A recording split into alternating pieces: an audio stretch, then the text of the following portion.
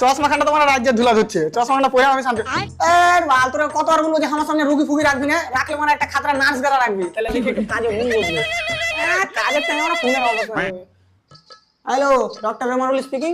Doctor সাহেব আমার রাতের বেলায় ঘুম হয় না। ও বলছি যে আমিও রাতে ফাঁকা থাকি, তো তো বলতে চলে তাহলে আমার কাছে রাতে শুধবি তো। আবে তোর কপালে কিল দিব।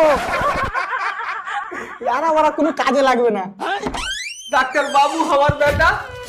वाह क्या एक्टिंग कर रहा है। খুবই দুঃখের সাথে বলতে হয়েছে যে তোমার ছেলেকে আমি বাঁচাতে পারিনি। ওরে আমার বেটা রে, আমি জানি আমার বেটা শেষ নিঃশ্বাস পর্যন্ত লড়াই করেছে।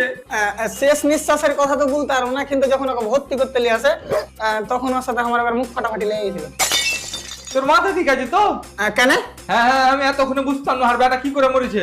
পাগল নাকি বে? আমি তোর বেটার মুখ দিয়ে রক্ত উঠছিল। তারপর তারপর বলা কি হবে, আমি যে রক্ত গলা বাদ হবে তার থেকে 2-3 প্যাকেট ভরে নিয়েছি আলাদা করে।